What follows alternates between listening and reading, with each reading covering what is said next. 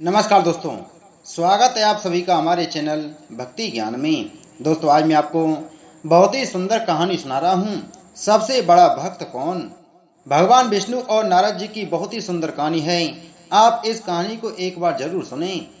एक बार फिर देवर्षि नारद के मन में यह अभिमान पैदा हो गया कि वे ही भगवान विष्णु के सबसे बड़े भक्त हैं।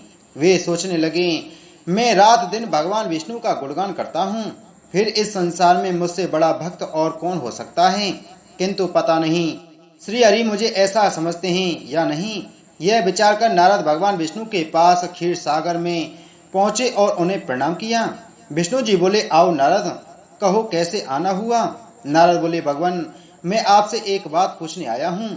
भगवान विष्णु बोले, मैं तुम्हारे मन की बात जानता हूँ नारद, फिर भी तुम्हारे मुंह से सुनना चाहता हूँ। नारद ने कहा, हे देव, मैं जीवन भर आपका गुणगान करता रहता हूँ।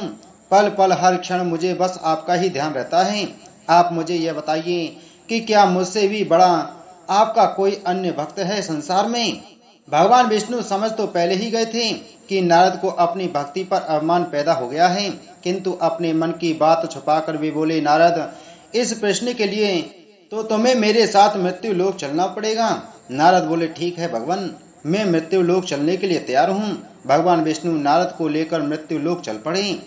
धरती पर पहुंचकर दोनों ने किसान का भेष धारण किया और एक गांव के किनारे बनी एक झोपड़ी की ओर चल पड़े। विष्णु बोले, नारद, मेरा एक बहुत बड़ा भक्त यहाँ इस कुटिया में रहता है। आश्चर्य है, क्या मुझसे बढ़कर भी किसी की भक्ति हो सकती है। नारद के मुख से निकला, क्या वह भी मेरी तरह आपका ध्यान लगाए रहता है। आओ स्वयं ही जान लोगे। विष्णु ने कहा और उस कुटिया की ओर बढ़ गए। किसान उस समय कुटिया के बाहर अपनी गाय को बांध रहा था। उसके मुख से हरि हरि गोविंद का स्वर निकल रहा था। किसान वेशधारी विष्णु ने उसके निकट जाकर नारायण नारायण कहा तो किसान ने विनीत स्वर से पूछा, आप कहाँ से आए हैं भद्र, मेरे लिए कोई सेवा हो तो निसंकोच बताइए। किसान वेशधारी भगवान विष्णु ने कहा, हम नगर जा रहे हैं, पर अंधेरा घेरने लगा है। वन में जंगली पशुओं का डर है, इसलिए रात भर आश्रय चाहते हैं। किसान ने प्रसन्न भाव से कहा, मेरी कुटिया में आपका स्वागत है भद्र, और जो रूखा सूखा घर में है आपके लिए हाजिर है। भगवान ने मुझे आप लोगों की सेवा करने का अवसर दिया है, बड़ी कृपा हुई उनकी। बाहर दालान में एक खटिया पर दोनों को बिठाकर किसान अंदर गया और अपनी पत्नी से कहा, देवी, दो अतिथि आए हैं। किसान की पत्नी उस समय अपने बच्चों को भोजन परोस रही थी। धीरे से आटे का बर्तन दिखाती हुई बोली, घर में इतना सा ही आटा है और ये बच्चे और भोजन मांग रहे हैं। किसान बोला, कोई बात नहीं, हम अतिथियों को भरपेट भोजन कराएंगे, तुम बच्चों को आज कांजी बनाकर पिला देना। नारद और भगवान विष्णु ने उन दोनों का सारा वार्तालाप सुना, फिर भी परीक्षा के लिए भोजन की थाली पर बैठ गए। जब दोनों भरपेट भोजन कर चुके तो नारद सोचने लगे, यह सीधा साधा गृहस्थ भगवान का सबसे बड़ा भक्त कैसे हो सकता है। उधर श्री हरि ने किसान से और भोजन लाने की फरमाइश कर दी।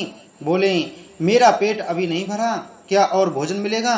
किसान रसोई घर में गया और जाकर पत्नी से पूछा, कुछ और भोजन बचा है क्या। पत्नी बोली, बच्चों के लिए कांजी बनाई है, बस वही शेष है। विष्णु और नारद वह भी पी गई। किसान और उसके परिवार को भूखे ही सोना पड़ा। भूखे बच्चे माँ का आंचल थाम के उठे, माँ नींद नहीं आ रही है, मुझे बड़े जोर की भूख लगी है। पिताजी ने उन अतिथियों को कांजी भी क्यों पिला दी। किसान ने बच्चे के सर पर हाथ फेरते हुए कहा, अतिथि तो भोजन कराना स्वयं विष्णु भगवान को भोग लगाने के समान है बेटा। बाहर दालान में दोनों अतिथि अलग अलग बिस्तरों पर लेटे हुए थे। भगवान विष्णु ने कहा, तुमने सुना नारद, किसान और उसके परिवार को भोजन नहीं मिला, फिर भी वह मेरे गुण गाए जा रहे हैं। यह तो कुछ भी नहीं है, मैंने तो कई कई दिनों तक भूखे रहकर आपका स्मरण किया है। अगले दिन सुबह उन्होंने देखा किसान भगवान विष्णु की मूर्ति के सामने कह रहा था, गोविंद हरि हरि, तुम सदा मेरे मन में बसे रहो, बस मुझे कुछ और नहीं चाहिए। फिर दोनों अतिथियों से बोला, हरि की बड़ी कृपा है, वही जग का रखवाला है, प्रभु की दया से रात को कोई कष्ट तो नहीं हुआ। जब तक आपका जी चाहे तब तक आप दोनों यहाँ रहें, मैं खेत पर जा रहा हूँ। किसान वेशधारी श्री हरि बोले, हम भी तुम्हारे साथ चलेंगे, यदि तुम्हें कोई आपत्ति न हो तो। नारद और विष्णु भगवान किसान के साथ उसके खेत पर गए। किसान बोला, यही है अपना खेत, बस मैं अपना काम करूंगा, गोविंद हरि हरि। नारद बोले, तुम तो सत्पुरुष हो, भगवान के बड़े भक्त हो, हर घड़ी उनका नाम लेते रहते हो। किसान बोला, अरे कहाँ, काम से जब भी थोड़ा बहुत समय मिलता है तभी उनका नाम लेता हूँ। नारद ने पूछा, कब कब मिलता है समय? किसान बोला, सुबह उठता हूँ तब, रात को सोता हूँ तब, और दिन में जब भी काम से समय मिल जाए। ओ समझा, नारद के मुख से निकला। दोनों जब किसान से विदा लेकर चले तो नारद ने व्यंग्यात्मक स्वर में कहा, आपने सुना भगवान, वह सुबह शाम 2 बार ही आपका स्मरण करता है, जबकि मैं हर समय ध्यान करता हूँ, फिर भी आप उसे महान भक्त बताते हैं।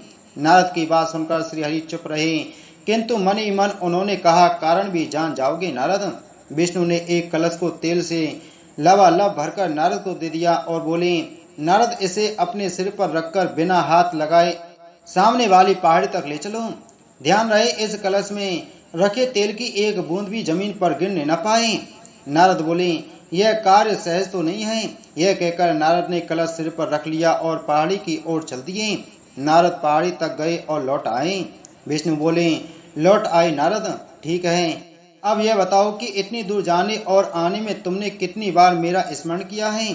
नारद बोले, एक बार भी नहीं भगवान, करता भी कैसे, मेरा सारा ध्यान तो तेल और कलश की तरफ लगा हुआ था। श्री हरि बोले, तब तुम ही सोचो, वह किसान दिनभर कठिन परिश्रम करता है, फिर भी 2-4 बार मेरा स्मरण जरूर करता है, और तुम एक बार भी मेरा स्मरण नहीं कर पाए। विष्णु की बात सुनकर नारद के अंतर्चक्षु खुल गए। वह श्री हरि के चरणों में गिरकर बोले, मान गया प्रभु, जो संसार के झंझटों में रहकर भी आपका स्मरण करते हैं, वे ही सबसे बड़े भक्त हैं। तो प्रेम से बोलो, विष्णु भगवान की जय।